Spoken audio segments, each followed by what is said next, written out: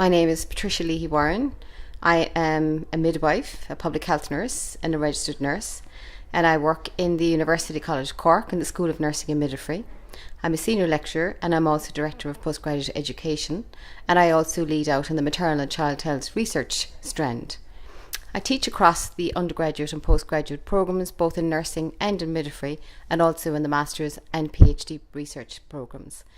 My area of research interest really stems from my background both in midwifery and in public health nursing to do with maternal and child health. I come from a philosophy of a biopsychosocial medical model, not just the medical model itself. We have to look at where women are coming from, what is their culture, what are their beliefs and attitudes, what are their decision-making processes in relation to choices, etc. So therefore, I think maternal and child health is the ideal place to start when you're looking at child outcomes, because you need to start in the preconceptual phase. But you need to start to look at where is the mother coming from. So what is her background? We need to really look very deep down from the point of view of, does she have basic needs? Does she have clean water? Does she have a safe place to live? Does she have enough to eat? Does she have a good environment?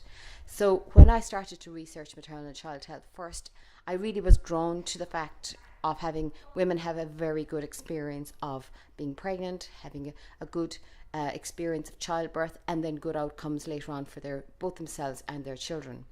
So the woman's psychological well-being, it's hugely important, right preconceptually, through the antenatal, through the intranatal, perinatal period. And it is not ideal. We have worldwide an international prevalence of postnatal depression at somewhere around 13%, which really is unacceptable, because this is something that can actually, once it's identified, can be managed and treated very well. One of the key things that can actually work to women's advantage, particularly if it's identified in the antenatal period, is the reduction of anxiety and the increasing of social support. So my area of research really focuses in on that area. I developed a tool that measures social support in the context of infant care practices, where women have identified where they didn't need to before. Do they need help now that they're expecting their first baby? They hadn't thought of the idea that they might actually need some help.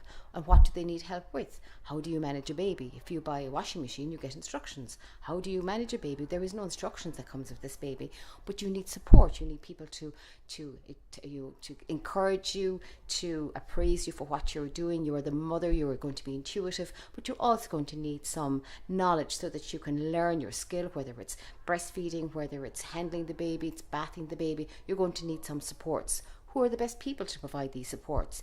Is it your partner? Particularly in relation to emotional well-being, you're going to need a partner who is emotionally tuned into you. You're going to need them to support you, to care for you during this period, and then to demonstrate that they really think you're doing a good job when you're as a mother. This is really important for mother's psychological and mental health well-being, and it's something that can easily be achieved. It just needs to be verbalized. It needs to be confirmed to women that they do need support and during the antenatal, perinatal and postnatal period, right throughout. And parenting is about parenting, so it's about both parents, be they married, cohabiting, same-sex couples. They need each other. There's a job to be done, and it's not easily done by any one person. So it's best if they communicate together, and therefore then they build their social network around them so that they can all support this woman in raising her child, right from the preconceptual phase, right through the birthing process, the postnatal period, right into the community when the child starts schools, etc. So it really starts in the early preconceptual phase. So the reason I became involved in the caste action is because I believe in evidence-based practice, because we need to give women a quality experience and it needs to be evidence-based. So women need choice and they need to be making informed choices. So it's our job as midwives, and it's my job as a teacher and a lecturer, to demonstrate to students where they can find the evidence, how they appraise the evidence, and how they can put that into practice, so that women can have a very positive experience. But they must also have choice. So it's our job as facilitators of that to give the women the information, make sure that they understand the information, and then they are supported in making those choices along the way. be they choice of birthing positions, be they choice of infant feeding, however the choices are. But once they know the consequences of their choices, then that's an informed choice. And I believe that's really important.